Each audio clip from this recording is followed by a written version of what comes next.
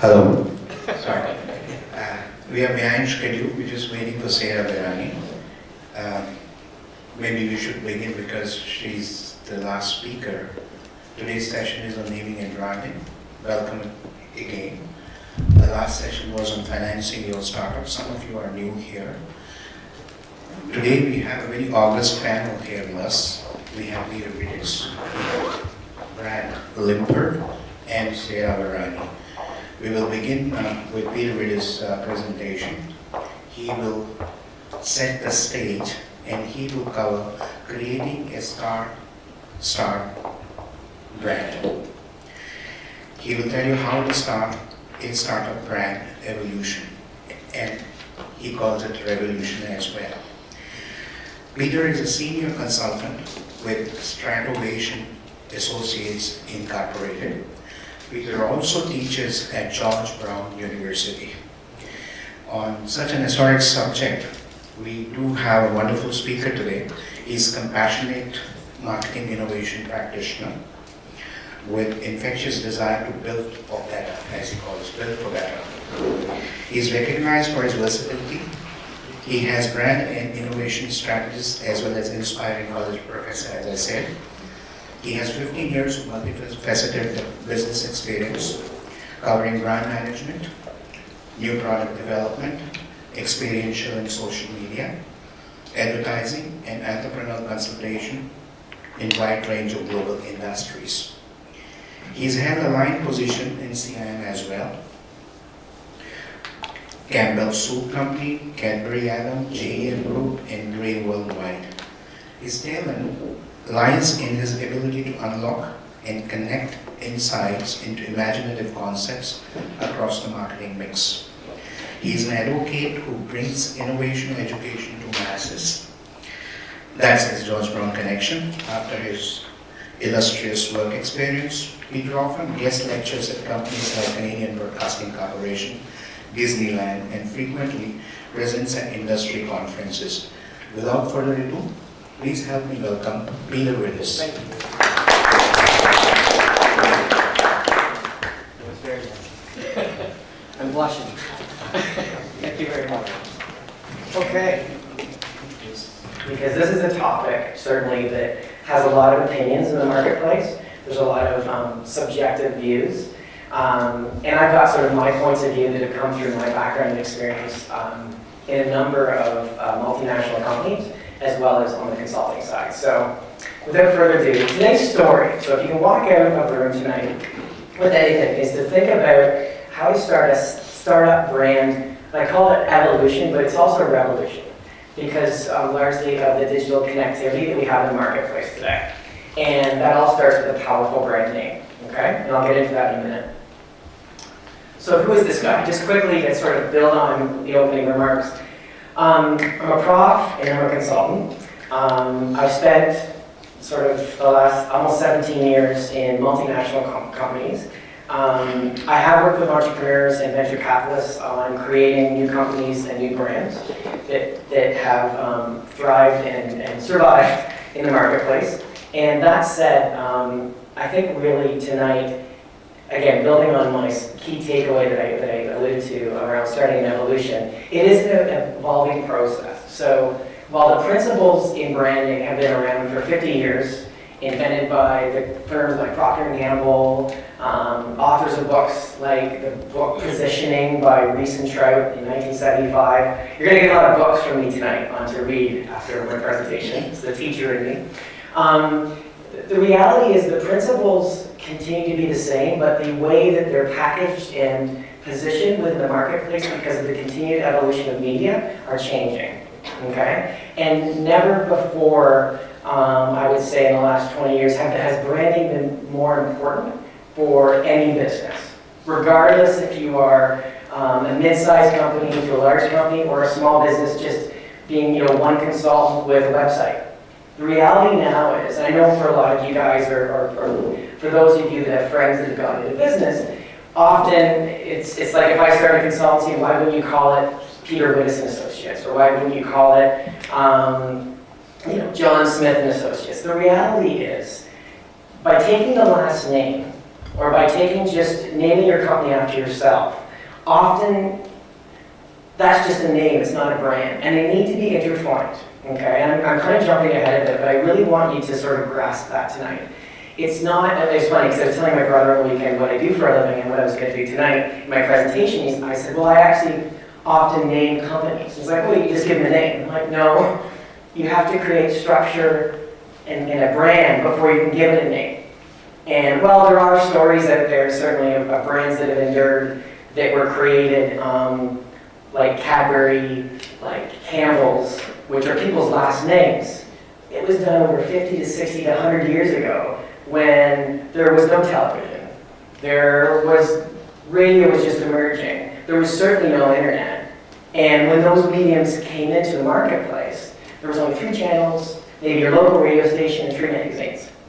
And now we've got 550 channels, we've got a global audience in everything we do. So the reality is, even if you're a small business and you're just starting and you go online and you're just John Smith and Associates, you're actually global. So you have to think even more disciplined at the early stages, okay? So, without further ado, today's story, sort of the content summary. So if this was a book, these are the key chapters that I'd like you to sort of take away. So why create a brand? What's in a brand? What's in a name? How do we tie it all together? Okay, so I don't want to dive into sort of how you create an advertisement, or how you create a strong web presence, or how you create an event that creates a splash in the marketplace. But I do want to allude to some tactics that, if they are fleshed out, that you too can build the perception that you are a global brand when you're small.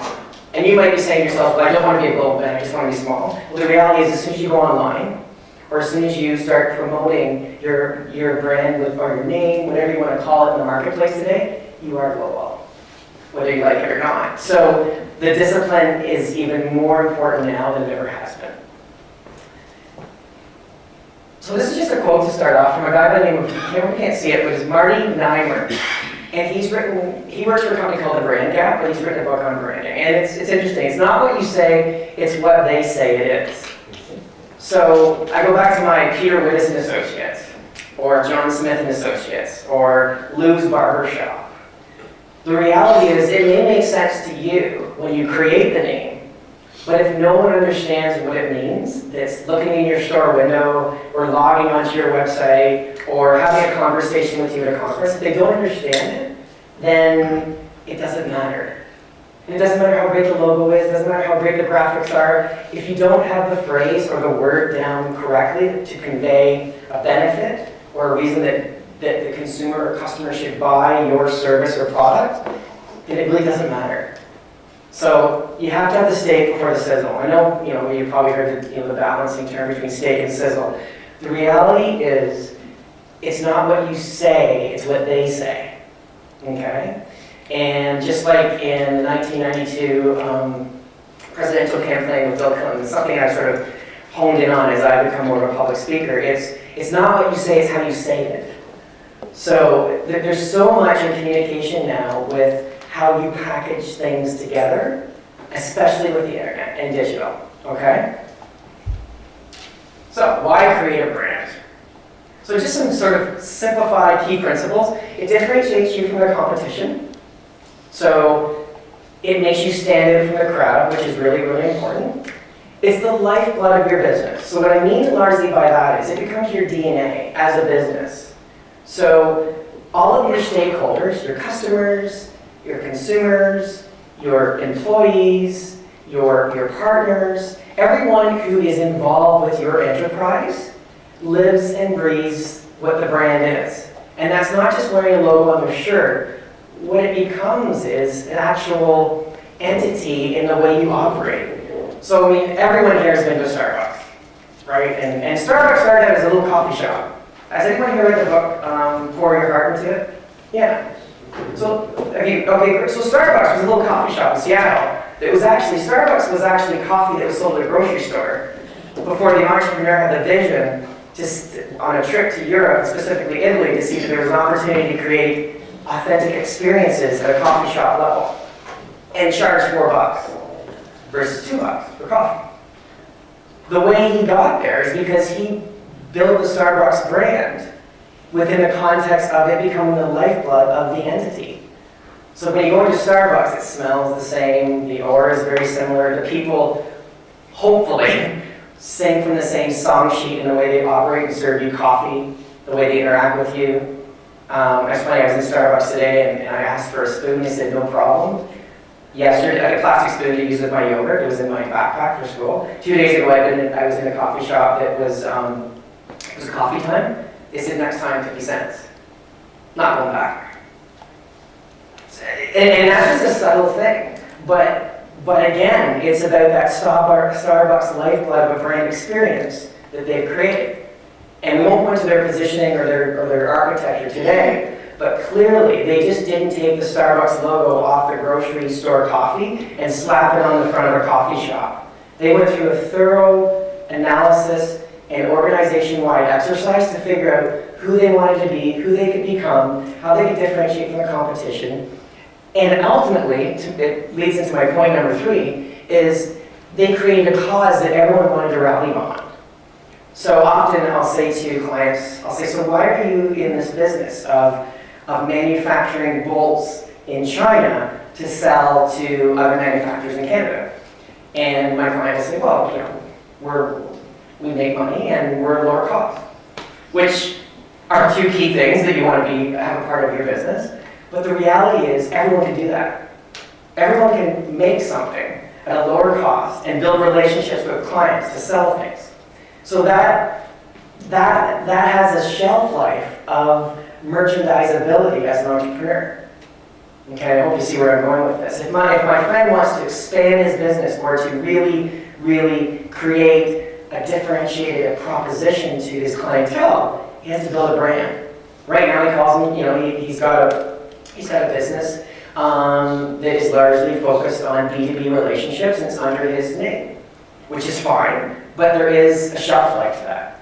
And he wants to be bigger, he wants to be on the web, he wants to do lots of things.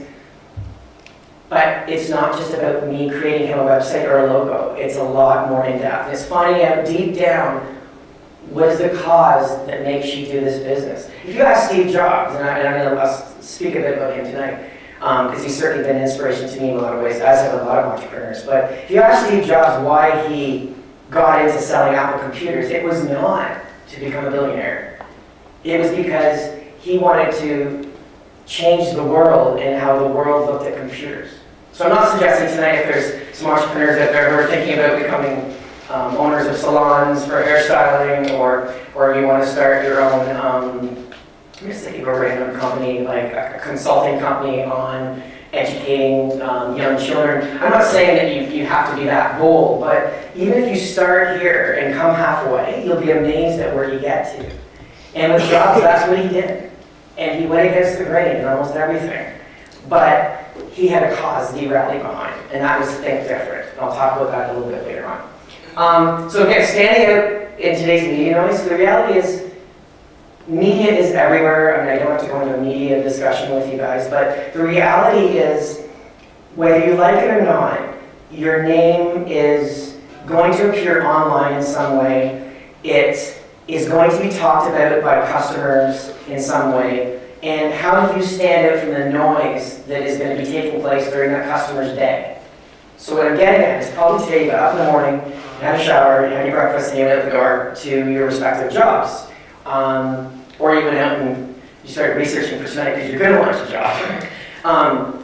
The reality is we're bombarded with messages on probably your mobile device, on your radio station, maybe within the computer that you looked at during the day in some way, emails that came into your in-basket, conversations you had at the water cooler with people, and then here we are at 6 o'clock tonight, you're getting bombarded by stuff from us. But the reality is, how do you make your brand, if it's a particular brand, name, stand out during that life cycle? Now, I'm not saying every day you want your brand to be top of mind where people are waking up and going, I'm going to buy Adidas shoes, I'm going to buy Adidas shoes. But you do want consumers or customers to think, if I want to buy some bolts for my toolbox, or if I want to go out for a wonderful Indian meal, I'm going to go there because they do this well. And then lastly, it just cements a relationship. And I sort of talked about that throughout my presentation here in the last 5 minutes, but it builds a relationship, which is, you think of Starbucks. I mean, Starbucks has a relationship with us. And I'm sure for 90% of us, it's pretty good. Or they're trying to improve. So this is just a quote I put together for tonight, but I think it captures sort of my feeling on branding. Branding is integral to thrive and survive in today's experience-savvy, digital connected world. So whether we like it or not, we all want to have a good experience at whatever we do today, more than ever. So coming here tonight, you're part of an association that's very much supportive and consultative and collaborative in where you're going with your entrepreneurial aspirations. Bless you. Thank you. That said, you want to have a good experience tonight. So the TAI team and with us as support are doing everything we can to make sure you have a good experience. Yes, we've got a message that we want to deliver, but we want you guys to have a good experience because then you'll take home the message in a more impactful way. To my feeling, you guys, no brand, no business. Because if you don't have a brand, you don't have a business, you go bankrupt. It's that simple, and I'm really, really intimate about that. And I debate it with my classes all the time. But the reality is, and I think of Rim right now, and Rim's experiencing some challenges. And I've got my feelings as to why they're experiencing those challenges, and a lot of it links back to branding in certain ways. Okay? And for a lot of businesses that haven't survived out there, and we're talking big corporations. General Motors went bankrupt 3 years ago. And why did they go bankrupt? Well, they thought like a monopoly in a lot of ways. And they were building some good cars for the last few years, but they didn't have brands. They didn't have strong brands. They had brands that they had to prune, like Pontiac, like Oldsmobile. Okay, they had to actually get rid of those brands. Why? They just couldn't compete with the competition. And that's okay. But their brands were not strong in those segments. Okay? And they tried to compete in all those segments. And the reality is they found as a corporation that they had Chevy, Cadillac, GMC, and, oh my God, I lost my train of thought. There's one more brand, I believe. Chevy, Cadillac, GMC, Chevy, Cadillac, Buick, okay? And they've now focused on those brands in their stable to rebuild their equity within the marketplace. They're never probably going to be as big from a mass perspective. They'll be more profitable probably. But the reality was they lost their way in certain capacities, I believe, first and foremost on the branding front, which leads to a lot of different elements, but first and foremost on the branding front. But they're definitely on the right track now, without question. They're getting that company to a great place. So what's in a brand? So here's a traditional definition that's sourced from Kevin Lane at Dartmouth College in the United States. A brand is a name, term, sign, symbol, or design which is intended to identify the goods or services of one seller or group of sellers and differentiate them from the competition. Totally agree with that statement. And that applies a lot, I believe, to brands built within a corporate context. And what I mean by that is Campbell's Soup has been around for probably over 100 years. I'm not sure exactly, but I'm making that statement right now.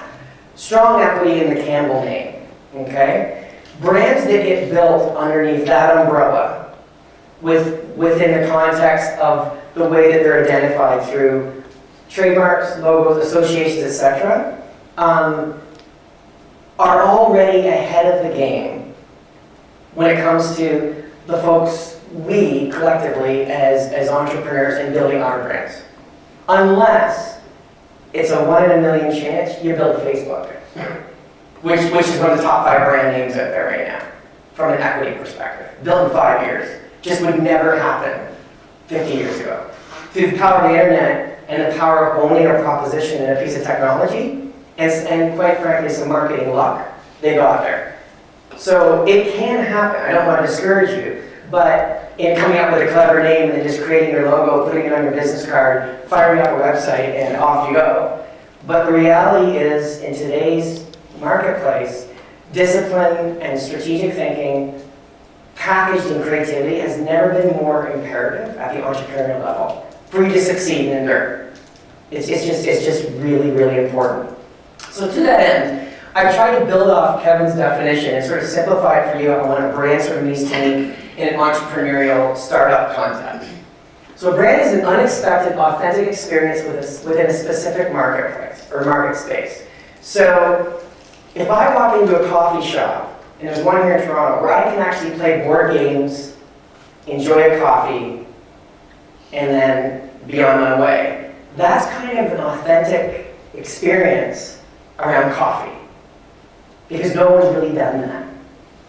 Now, it can be replicated in certain ways. Obviously, you could open a coffee shop and have board games, or have video games, or whatever feature you wanted to do. But the reality is, that is an ownable, authentic experience that no other coffee shop delivers right now.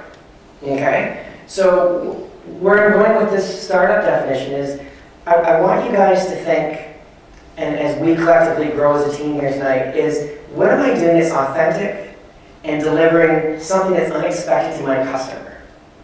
So I think back to clients that I've had and a friend that I've worked with before that is in the B2B category and makes widgets in China and then sells them here at a lower price. Perfect.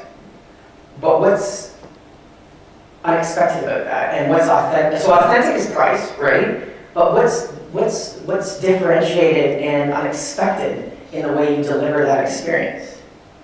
Okay. I teach sports marketing, one of the classes I teach, and for example, basketball, which is going through a rough time right now with the NBA. If you rewind basketball to early 80s. You couldn't catch a basketball game on network TV at night because the viewership was so bad. So if I wanted to watch my Los Angeles Lakers play basketball, I had to tape it or wait till 2 o'clock in the morning to see Magic Johnson. Sold out arena in LA, but not on network TV. Why? They didn't have a brand. But what they did do in the early 80s with a number of key initiatives is they started to create an authentic experience in going to a basketball game.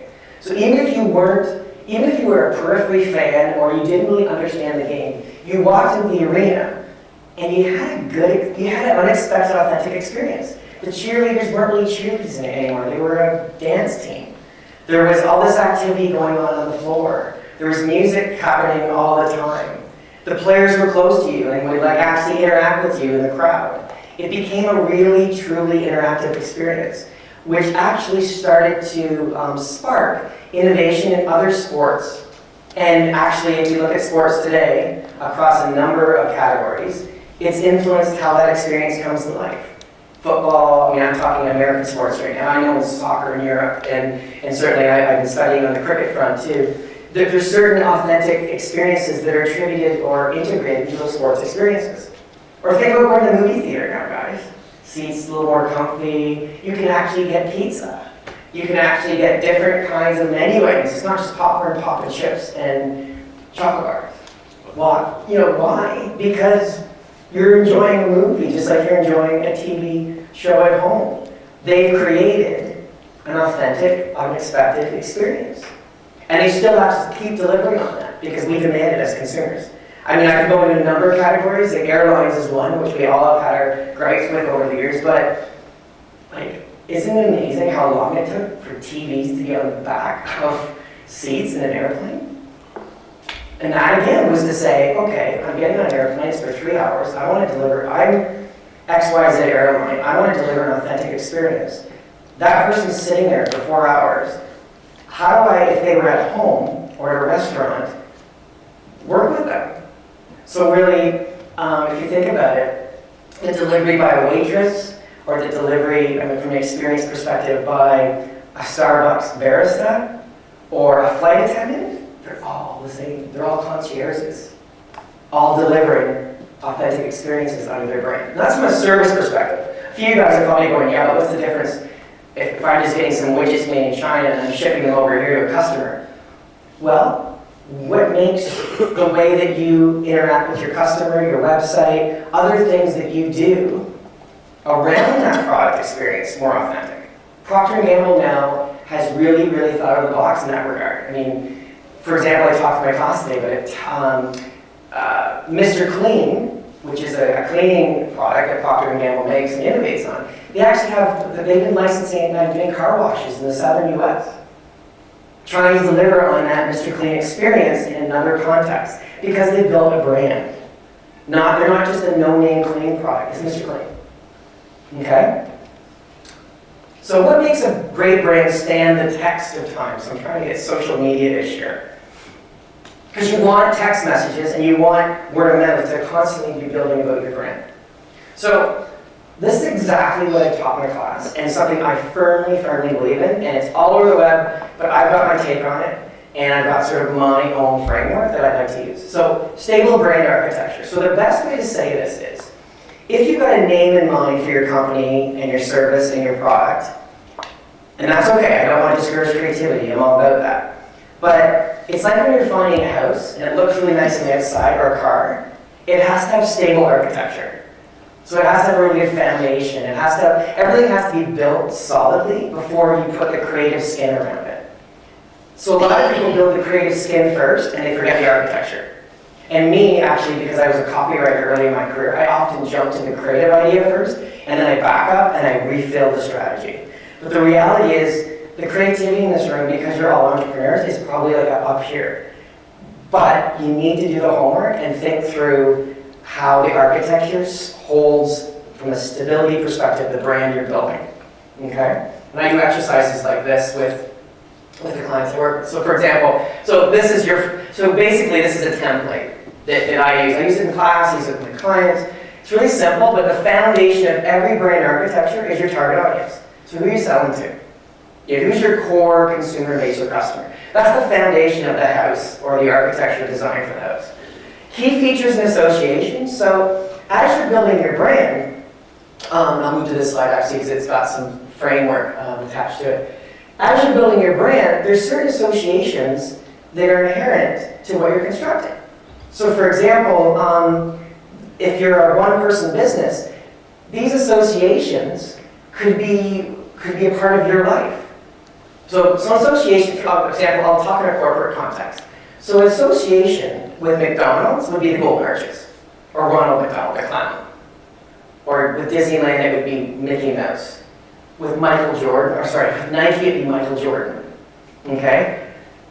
Features, okay, are simply attributes that contribute to the promise that you want to deliver as a brand. Okay, and that's very marketing buzzwordish. So we're going to bring that down a bit. What I'm alluding to largely here is the best way to think about features, guys, is when you're watching commercials on TV, just watch cell phone and smartphone competitors. It's a feature war. That's all they're doing. The reality is they just communicate, like, I'm not a smartphone user yet. I'm getting close. I'm going to get an iPhone for Christmas. I've just been I'm very much up to date on social media, but I don't want to be available 24/7 yet. That said, when I watch what BlackBerry's promoting, what iPhone's promoting, what Android's promoting, even these social networks that are continuing to become real innovations in the market, the reality is they're all about connecting. It's just what features does one brand have that the other one doesn't, or what features does one brand have that they talk about before the other brand does. Okay? I hope that makes sense. Character and personality. When you're building your triangle, and again, I can talk further about this when we break off in teams tonight for dinner, it's just humanizing your brand. So if you're a one-man show or one-person show, it's sort of taking a look inside at yourself and outside and sort of getting a sense of who you are and how you want to operate. So Steve Jobs, and I'm not saying that this is the way that you should operate right away as an entrepreneur, but he always wore jeans and sandals to presentations, very casual in his approach, in his style. That was part of his packaging. That was Steve Jobs. That was what he did. Now, he had permission to go there because I always say you got to figure out what's in the box first before you can break it. So it's like me right now. I've been trained well in corporate. I understand now I can break the box because I've learned how to live within it. But Jobs had his own character and personality that he then transferred to Apple in a lot of ways. Apple became a living icon of what Steve Jobs, the brand, was. And that gospel then spread through the organization and their architecture. Promise, that's where you have to say to yourself, what am I delivering to my customer? And it has to be, as you go up the triangle, so as you get higher up the ranks, it gets narrower in focus. So a Starbucks promise would be, potentially, the trusted third place that I visit every day. Nothing to do with coffee, it's just, I go to work, I come home from work. So I have my house, I have my car, and I have Starbucks. Okay, so that's where they want to take ownership in the consumer's mind of a promise. So and your promise is like, you need to think of it like it's a contract between you and your customer. So when you're sitting down with your customer, if you are selling widgets here, where you're not manufacturing, you're in a service industry, you need to think about, I promise you the following. And what you'll find is, a lot of these elements that I'm talking about here, if you go into, I highly encourage you to always be on the lookout in the marketplace of what entrepreneurs are doing and what established brands are doing. So where I'm going with this right now is if you go into Indigo bookstore right now, or Chapters, they actually state their promise as you walk in the door, because it's a new promise. And the people that live within that experience, in that environment, adhere to it. It's just like when I was at Campbell's, it was a phenomenal experience years ago. And I went through an actual organization, vision and values renovation. So what I mean by that was it's really dynamic, where we actually went through an exercise as an employee base, white collar, blue collar, every function, around what were we going to be like and how are we going to act as an organization in how we operate it. And out of that came some values that play a lot into the characteristics and personalities of the organization. And that laddered up into a new vision that then would morph its way into our different positionings. And I know I'm talking probably a little bit foreign right now to a few of you guys, but stay with me. The reality was that can apply to what you're doing right now because you're at the ground floor. Like, you're just starting for a lot of you guys. Some of you guys right now are probably going to retrofit, which is fine. You can totally do that. But the reality is right now, if you go through this exercise, just like my class was today, you'll get to a better place. You may even change your name. You may not change your name. You may change your logo. You may not change your logo. But you will at least have more vision of where you're going. So to that end, the last sort of rung of this ladder is positioning. And I mean, the presentations are available on the website, so I won't go into too much detail. But the reality is, you want to be in a position, guys, where you challenge yourselves to say, is what piece of real estate can I own in the consumer's mind? Or for those Gen Y, Gen Xers out there like me, what tattoo would I want my consumer to put on my back, leg, or arm? I'm tattooeless right now, so if you want to give me a tattoo for your company, I'll take one for a fee. Just kidding. But the reality is, you want to own a certain piece of territory in the consumer's mind with your name and brand. So what I mean by that is, for example, okay, and Coors Light right now is Coors Light is trying to own in consumers' minds the word cold. They introduce innovations that are cold filtered. They talk about being cold-hearted. They do lots of different not cold-hearted, excuse me, not cold in ways that are animostic towards the consumer. But they do, in everything they do from a marketing communication context, packaging, advertising, etc., it exudes cold. Every beer is cold if it gets put in the icebox. But they've taken the step to say, we're the coldest, we are cold. And we're going to do everything we can from a technological perspective to innovate around cold. And good for them, because they're taking ownership of an idea. Okay? Just like Pantene shampoo from Procter & Gamble. For hair so healthy looking, it shines. They want to own shine. Okay? They're only one association, one word. Avis, we try harder. We're not number one, but we're a strong number two. Okay? Sorry, I'm just trying to think of another one that sort of would resonate with you guys right now. I'm going to get into my Apple case in a minute. But another example that's out there, I mean, obviously everyone I think knows about Nike, just do it. So that's their rally cry. But Nike is really encouraging you to aspire to be the best you can be. Okay? That's the way to get there with their brand. Okay? And yes, those brands do lots and lots and lots and lots of advertising. okay, and spend millions and millions of dollars. But there's still a good reference for you as entrepreneurs and small business owners as you go forward. Because if you think about it, all of them started there in some way. Okay, I'm going to show you some really good entrepreneurial brands that I have a lot of admiration for tonight. But the reality is, Starbucks started as a coffee shop on the corner. Okay, Lush Cosmetics. Everyone know about Lush Cosmetics? Lush. Lush communicates right away that there's something that's really, really extravagant and alluring and going to engage my senses through that brand. So when you walk down Queen Street, just past the Gap, you can smell the soap. And you want to walk into the store to kind of just see what it's all about. Okay? So they use that store experience in that way. There's all, and I talked about my MBA example, the brands out there that are enduring and sustaining themselves over the years, they're doing that, but they own a positioning. I'm sure for a few of you older folks, you might remember Crest fights cavities.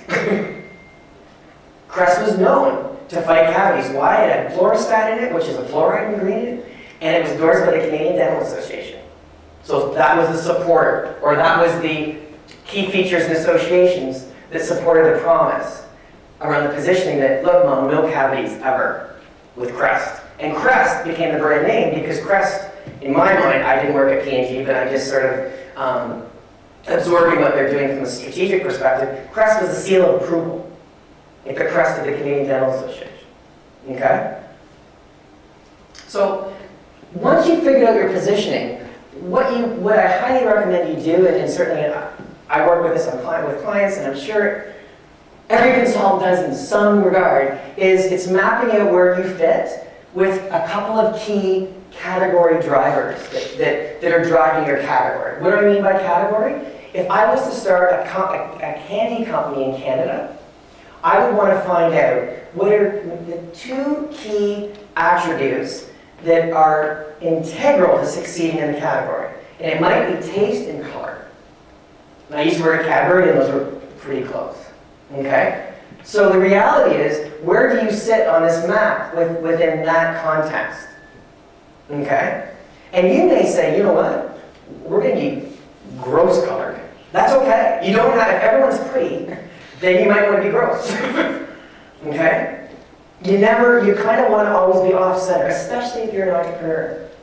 Because the big guys are watching the little entrepreneurs on the fringe to collect the insights, to connect into ideas, to then commercialize faster. Because they have the resources. We don't have the resources as much. Okay? Then, in summary, what you want to get to a place is, you want to get to a place where you can say, my business is the only one in the world that delivers this. Whatever that is. And you just challenge yourself on that. What I thought was really powerful tonight when I walked in for this TIE function was, this is an organization that supports entrepreneurs all over the world. It's the biggest. I think it was bigger. Yeah, it's the biggest. Biggest, best, most leadership statements. If you're first, say it. And celebrate it. Because if you don't, someone else will. Okay? Like, Coors Light, good for them. We're the coldest beer out there. No one else is doing it. Own it. Yes, other products are cold, but if no one else is saying it, celebrate it, build in your positioning, and then execute it in the way that you talk about your business. So what's in a name? So, just to take a step back, we're building our architecture, we figured out where we're going from a structural perspective. We think we now, because when you get to your positioning, you get to a place where it's like, okay, I've got the backbone for my brand name. And it becomes like a backbone. So when you get to the top of the triangle, and you've got like 5 or 6 words or 2 phrases, okay, that you think really, really capture what you want your business to be, then you create a word around it. And I'm stressing word, and I don't want to in any way offend the graphic design community because they are integral to creating the execution on a logo or trademark. But the reality is that the word endures. It endures. McDonald's is not going anywhere. Toronto Blue Jays is not going anywhere. Toronto Maple Leafs is not going anywhere. The imagery sometimes will evolve a bit to connect with the audiences that evolve. Okay, now it's cool to be retro. So the Toronto Maple Leafs have gone with third jersey that was celebrated back in 1967 when they won the Stanley Cup last. In the 70s, they walked away from it because it just wasn't the right thing for that audience. But they had certain visual cues that were consistent. So I'm not saying after tonight's presentation, like, change your logo. But as you think through your brand exercise, think what you want to keep and what wants to evolve, okay? My favorite position brand, Apple, okay? Just in closing on this slide, think about if everyone's playing green, maybe I should be delicious or a crab, okay? So how's your positioning come into a brand name? Wordplay. So what I mean by that is you take your positioning words, or one word, and you just start playing around with it into different ways. Dividing, combining, smashing words together, creating new words. Think about Amway, the word Amway, the company Amway, American Way, smashed together because of wordplay, okay? This is sort of a key checklist, okay? And I'll summarize this quickly. Focus on your positioning, okay? Always see yourself, okay, is my brand name focused on my positioning backbone? Is it ownable versus the competition? Think about the Coors discussion we had, okay? Is it relevant to my target consumer?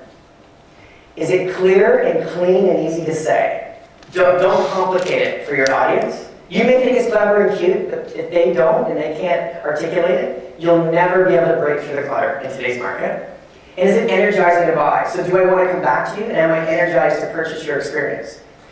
And that'll give you a force, okay? So it'll give you a forceful brand name, and it'll be a force to be reckoned with in the marketplace. So hopefully this acronym will help you guys as you go through your checklist, okay? But always say to yourself, you know, maybe you want to be on the dark side because no one's on the dark side, so you want to go to, think about where your force is and where your force should play on an ongoing basis. So some of my key forceful brand startup names, okay? Intel, intelligent technology, inside a computer. The Intel inside. They completely packaged the microchip. Clever as heck. YouTube, broadcast yourself. Doesn't get any easier than that. Simple, clean, equity. Did a great job with the graphics around it, but YouTube is the word that endures. Agent Wildfire. Okay, this is a consultancy here in Toronto that specializes in word-of-mouth marketing. They're agents that spread wildfire in terms of brand communication. Pretty powerful.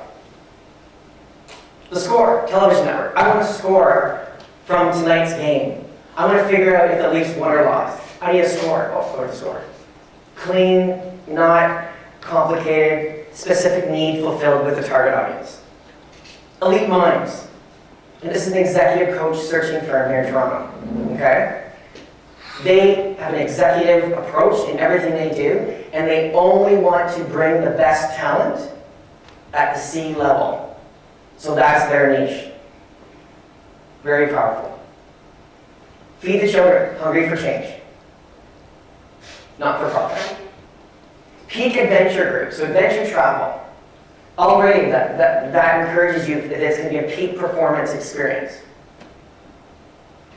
This is my favorite recently. Outsourcing the cloud experts for cloud computing. So just think of all the connotations that come with, cloud computing, and these are the magicians that enable the IT magic to come to life for your business in some way. These are all entrepreneurs who have built Intel is no longer an entrepreneur, it's a thriving multinational, but started as a small entrepreneur, just like you guys. So how do you tie it all together? And I'll really go quick here because I know I want to jump. Don't want to take away from Brad's time. Just going to drill down on how the trademarking piece comes to life within a brand context. But you want to build web of mouth. So you want to build talk value at the water cooler, but it has to be done through the web. So that's your objective. Your strategy is simply to orchestrate authentic experiences in everything you do, every touch point. You as a customer, you as a salesperson interacting with your customer, what your website conveys, your business card, every touch point and tool you use has to be authentic and proprietary to you. And think like a conductor. So it's an experience that you're orchestrating in a conductive manner. And what happens, guys, when you build all this, and I won't go into detail here because this is for another day, but it becomes a real big buzz wheel. So the momentum builds. So the pollination happens between the web, trade show events your business is at, public relations that are generated or written about your business or blogged online, and the print covers that happens in that little magazine that's covering your event. I bet a lot of you guys didn't know that Snap, the publication, will cover anything and give it media value if you bring them a differentiated idea. They will cover it. So you too can build integrated marketing communications even on a shoestring budget. So where to from here? Just in closing, guys. I really encourage you to read. I'm sure most of you can read. Let me rephrase that. I really encourage you to build your library, okay, around this topic in some way. A book out there called Position, The Battle for Your Mind. Fantastic book. In 1975, I believe, around that time, it has endured in terms of the principles around unlocking the power of the consumer's mind and placing a brand story as an ownable item in the way that you articulate your communications. Wordcraft, so ways to work on crafting words around your positioning. And then recently, wiki brands, which really, for the 21st century, brings to light how you, although you may be a small business owner, your customers actually need to be having a say in how your brand evolves. Hence the term wiki, just like Wikipedia. We as consumers now have the opportunity to own the definitions of words in a more provocative way. You too have that opportunity as customers around brands, not just multinationals, but as well from an entrepreneurial context. And you need to be open-minded in that way. And that's a great book that a friend of mine, Sean Moffat's written. I highly recommend it. It's just in bookstores since, I believe, mid last year. And that's it. I hope you've enjoyed my presentation. If there's any questions, I'm happy to field them. Thank you.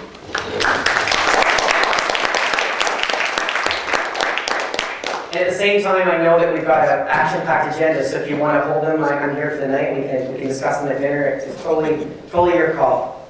You got any couple of questions? Any questions, guys? A lot of digest in 45 minutes.